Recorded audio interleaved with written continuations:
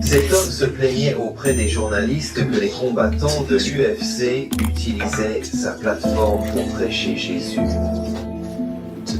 L'Amérique ne veut pas entendre ce que vous pensez de Jésus. Gardez ces affaires à la maison. Religion, politique et tout ça.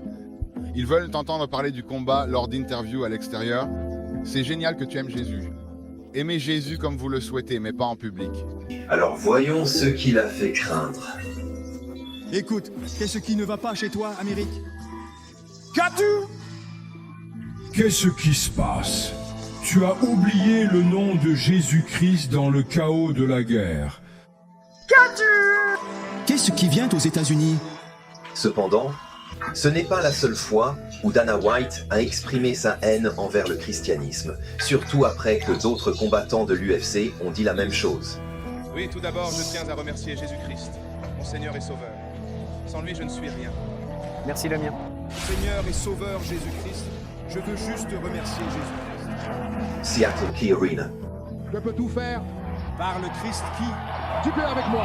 Je peux l'obtenir. Je vais te dire quelque chose d'important. Au nom de Jésus-Christ, le Fils de Dieu, personne ne peut vous enlever la véritable liberté. N'oublie jamais ça. Si vous vous souvenez d'une chose que j'ai dit, souvenez-vous. Vous avez dit que je ne crois pas en Dieu, aux démons, aux fantômes ou à tout autre événement. Exactement. Je n'aime pas la religion. Elle est dangereuse. Toutes les religions sont dangereuses. Je pense que c'est effrayant et dangereux, et je pense que tout est terrible et que tout devrait probablement disparaître. Vous pouvez croire à n'importe quelle vie au-delà que vous voulez, mais la religion est dangereuse. Mike Tyson ne peut pas non plus vivre sans Jésus. Sauf pour une fois, c'était une manière irrespectueuse. Parce que j'espérais pouvoir écrire ce livre. Quand j'ai lu ce livre, je veux dire, va-t'en. Rappelez-vous toujours que ce sera un chapitre. Jésus est suprême. Seigneur Jésus, Jésus, tu me possèdes complètement, je pense. Je pensais que tu avais... Comparez-le à celui qui l'a battu, Evander Holyfield. Donc laissez-moi vous dire que c'est l'une de mes plus grandes surprises dans la boxe. Je donne gloire à Dieu et nous montrerons à tous que s'opposer à Dieu est vain. Vous pouvez me défier, mais Dieu a gardé Jésus en vie et je remercie Dieu pour cela. Pourquoi vous le promettez avec autant de certitude? Mais parce que vous savez tout cela, à tout moment que quelqu'un met Dieu là, mon Dieu est le seul vrai Dieu et tout doit s'incliner devant Dieu. Eh bien, vous savez, à part cela, à part la religion, parce que Dieu est là. J'espère que nous tous, j'espère que ce n'est que Dieu. Débarrassons-nous de ça. Commençons à boxer. Comment t'as joué si bien? J'ai été guidé par l'Esprit de Dieu. Peu importe ce qu'il me conduit à faire, c'est ce que je ferai. Tout le monde savait que je réussirais avec Dieu. Avez-vous remarqué que l'intervieweur a essayé de l'empêcher de parler aux gens de Jésus, mais rien n'a empêché Evander, même sans perdre ses oreilles, pour regarder à jamais tout le monde se retourner comme une opportunité de parler de Dieu. Eh bien, tout d'abord, je dois recevoir la louange du Seigneur. Vous savez, Jésus, le Seigneur, vous savez, au lieu du champion, vous recevez toujours la gloire. C'est le comportement d'un fou. Vous savez, tout le truc est, vous savez, dans le premier, vous savez, mon Connor, vous savez, dire à l'existence de rester calme. Vous savez, je pensais que, vous savez, des distractions pourraient se produire, et la prophétie m'a dit, vous savez, juste, vous ne respirez pas profondément, juste vous concentrer. À propos de Jésus, quand la bataille était terminée, j'avais prié, demandé à Dieu ce qui se passait. Il m'a dit de me pardonner et j'étais comme... Nous aurons besoin de Holyfield plus tard, mais maintenant, rencontrons un autre boxeur transformé par Jésus-Christ. Ta vie personnelle est en désordre. Pourquoi, selon vous, les choses se sont mal tournées? Ce n'est pas ce que Dieu nous a donné. Il nous veut. Il veut que nous soyons saints, parce que le Seigneur notre Dieu est saint. Donc nous devrions connaître les commandements, ou nous devrions connaître le salut. Je suis tellement reconnaissant à Dieu qu'il a changé mon cœur. Il a changé ma vie, m'a fait obéir à lui et a renforcé ma foi en Dieu.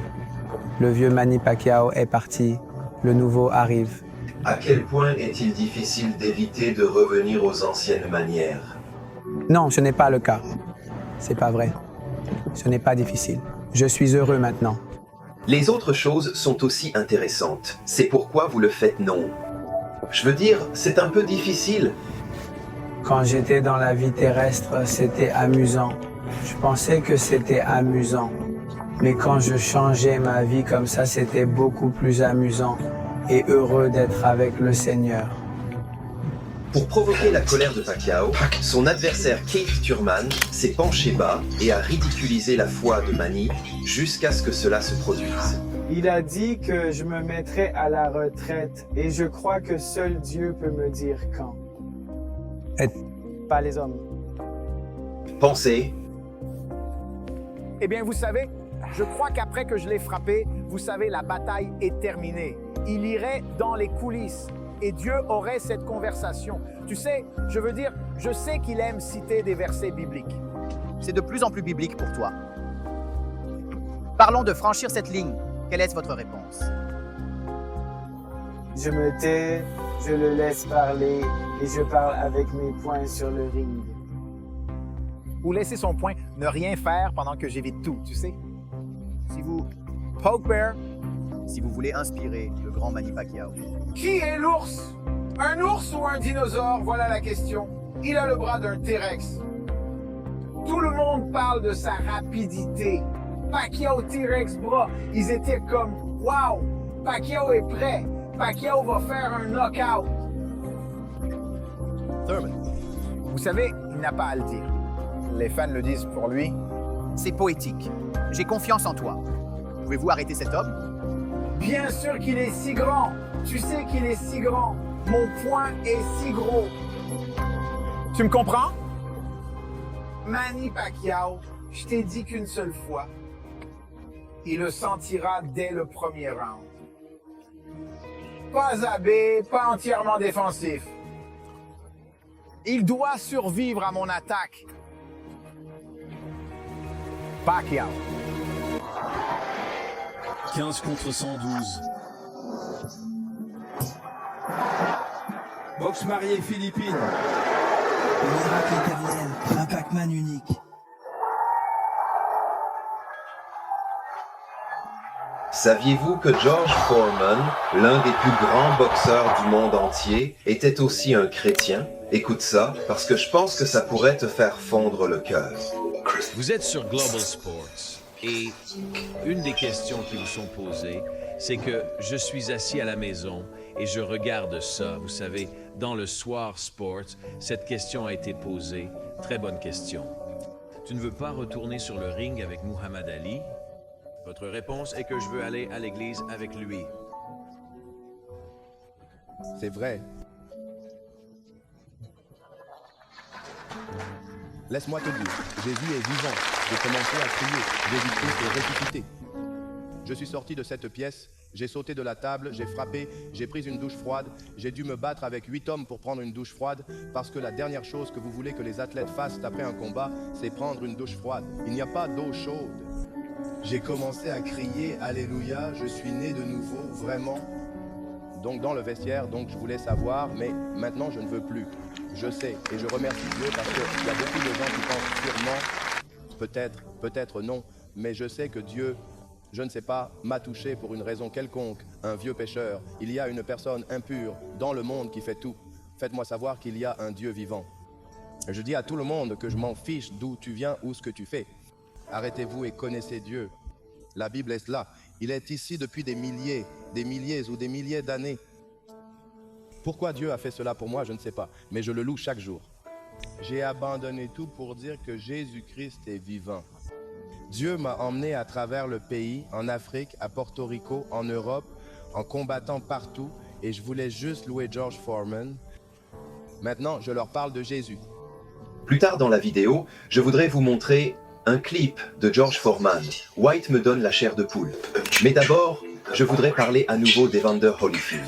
Lorsque Mike Tyson a fait cette chose indescriptible à l'oreille d'Evander Holyfield le 28 juin 1997, cela m'a rappelé un autre homme de la Bible qui avait perdu une oreille, un homme nommé Marcus. Malchus était l'un des serviteurs du souverain prêtre, et lorsque Judas conduisait la foule méchante pour enlever Jésus-Christ, un ami de Jésus, Pierre, a tiré son épée et a coupé l'oreille de Malchus. C'est la réaction de Jésus à toute la situation. La Bible dit de remettre ton épée à sa place. Jésus leur dit, car quiconque tire l'épée mourra par l'épée. Tu ne crois pas que je ne peux pas rendre visite à mon Père? Il mettra immédiatement à ma disposition plus de 12 légions d'anges. Puis-je aller un peu plus profond? L'homme qui m'a appris à prêcher était un homme nommé Vinnie Commons. L'homme qui enseignait à Vinnie comment prêcher dans la rue était un homme nommé Lance Speedworth. Lance Speedworth a dit une fois ceci à propos de Peter. Voici ce que Pierre a fait cette nuit-là dans le jardin de Gethsémani. À ce moment-là, Pierre a enlevé les oreilles de ses auditeurs afin que nous ne puissions pas entendre le message. Chers amis, quand nous pensons à ces boîtes et à ces combattants de l'UFC, comment ils partagent leur foi, nous devrions aussi être encouragés et nous devons partager notre foi. Et pourtant, nous ne voulons pas faire quelque chose. Nous ne voulons rien faire qui rendrait nos auditeurs sourds à l'évangile. Par exemple, peut-être que là où vous travaillez, vous êtes la personne la plus négative. Et vos collègues penseront que si c'est le Jésus que vous adorez, vous pouvez le garder. Peut-être que votre mode de vie est incompatible avec les commandements de Jésus-Christ et les incroyants autour de vous disent « Je pensais que vous étiez censé être chrétien ». Peut-être que vous êtes tout simplement inaccessible, que vous gardez vos distances avec les autres. Et les gens peuvent penser que vous êtes meilleur qu'eux parce que vous faites peu d'efforts pour leur montrer que vous vous souciez vraiment d'eux.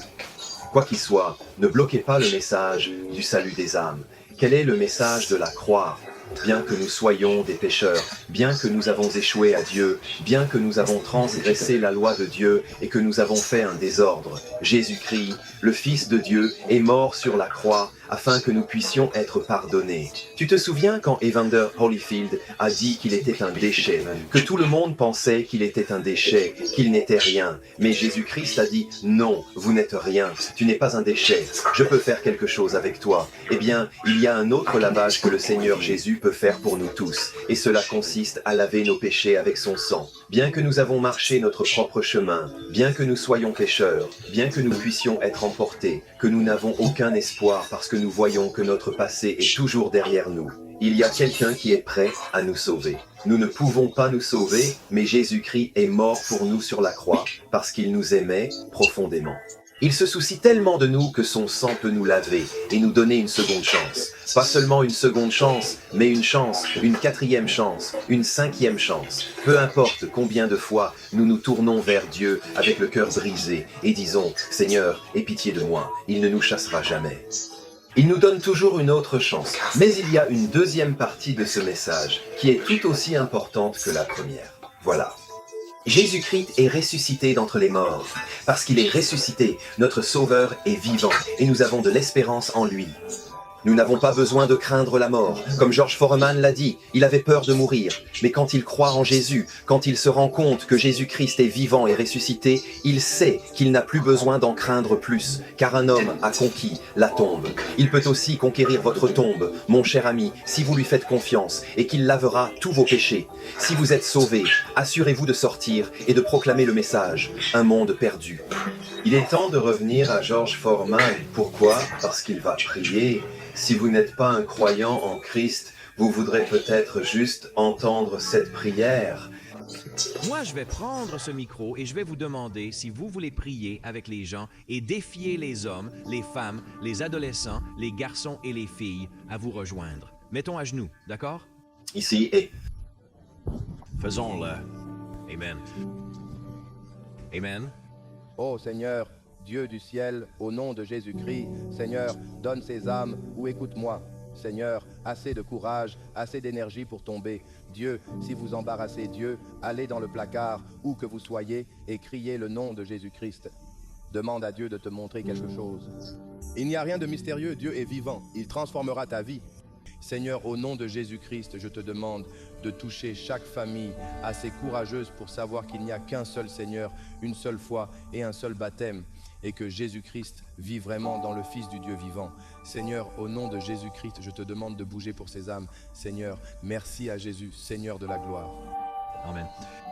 Au fait, si vous regardez toujours, il y a 3 autres choses que je veux dire. La première chose est, pourquoi ne pas l'écrire dans les commentaires? Salut Joe, j'écoute toujours. Cela m'encourage toujours à voir les gens jusqu'au bout. Deuxième chose, s'il vous plaît, abonnez-vous si vous ne l'avez pas déjà fait. Troisième chose, si vous êtes un fan de boxe, vous trouverez probablement cette vidéo intéressante aussi.